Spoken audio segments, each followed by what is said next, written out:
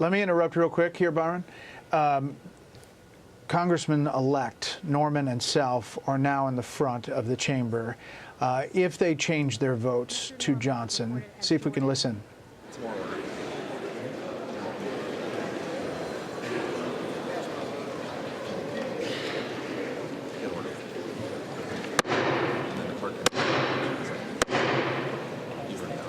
House will be in order.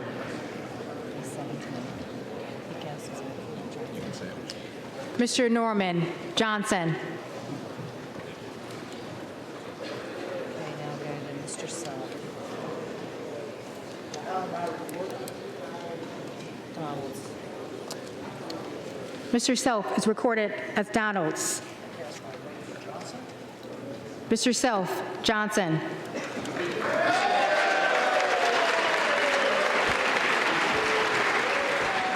With that, the majority is reached at 218, and once this is gavelled closed, Sandra, we will have a new Speaker of the House for the 119th Congress, and Mike Johnson from Louisiana.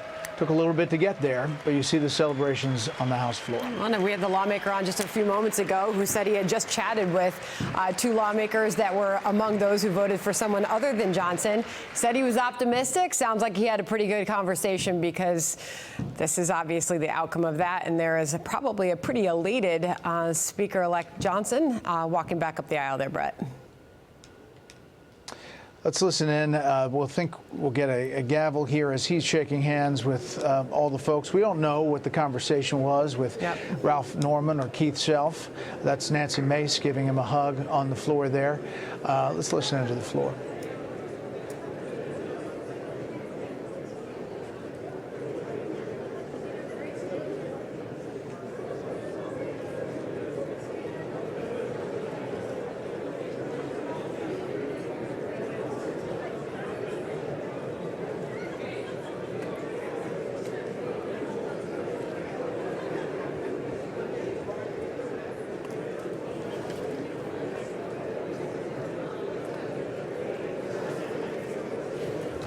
That's Claudia Tenney from New York with the hug there, and everybody giving congratulations, Sandra. Mm-hmm. And I'm sure there'll be a phone call soon from President-elect Trump, who was working hard to make this happen on a first ballot.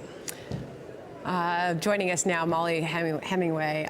We have been talking throughout, watching this happen, and this is how this goes. Pretty historic moment as we saw the two lawmakers approach the front there and change their votes to Johnson. Your thoughts, Molly? Well, it ended up being kind of a thrilling moment there to see these two guys go down and change their votes. But it was a messy process. It was managed on the first vote, but it was messy getting there. But that's really, again, what democracy is like. I think a lot of Americans would like to see far more debate in the House than they've been seeing in recent decades about the issues that are confronting America.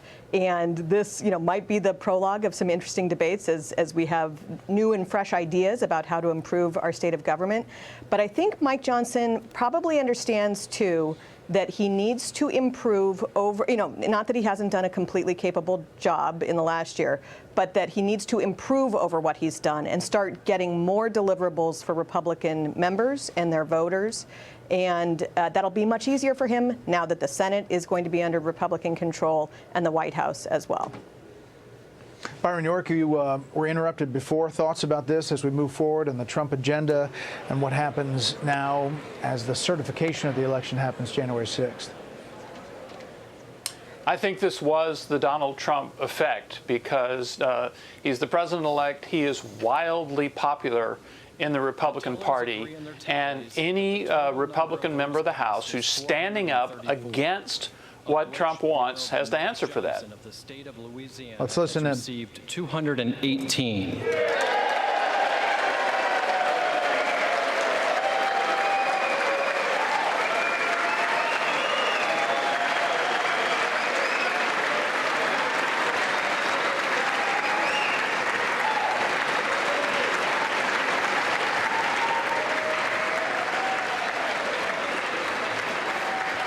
Well, that makes it official, right, Brett? We knew the tally, the new unofficial tally, had become 218-215-1, showing Johnson should have the votes. It wasn't official till the clerk read it, and it has. Let's listen again. Jeffries of the state of New York has received 215.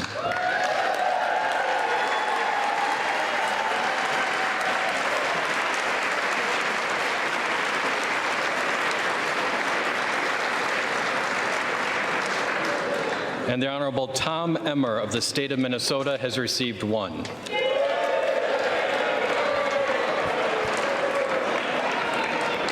Therefore, the Honorable Mike Johnson of the state of Louisiana, having received a majority of the votes cast, is duly elected Speaker of the House of Representatives for the 119th Congress.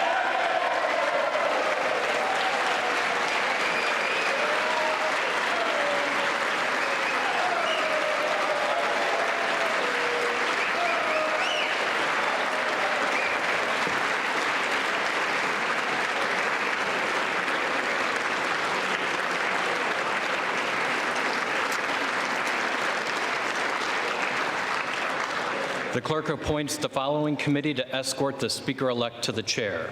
The gentleman from Louisiana, Mr. Scalise. The gentleman from New York, Mr. Jeffries. The gentleman from Minnesota, Mr. Emmer. The gentlewoman from Massachusetts, Ms. Clark. The gentlewoman from Michigan, Mrs. McClain. The gentleman from California, Mr. Aguilar. The gentleman from North Carolina, Mr. Hudson. The gentleman from California, Mr. Liu. The gentleman from Oklahoma, Mr. Hearn. The gentleman from Colorado, Mr. Neguse. The gentleman from Utah, Mr. Moore. The gentlewoman from Washington, Ms. Delbene. The gentlewoman from Indiana, Mrs. Houchin. The gentleman from New York, Mr. Morelli. The gentleman from Pennsylvania, Mr. Reschenthaler. The gentlewoman from Michigan, Mrs. Dingell. And the members of the Louisiana delegation, Mr. Higgins, Ms. Letlow, Mr. Carter, and Mr. Fields. The committee will retire from the chamber to escort the Speaker-elect to the chair.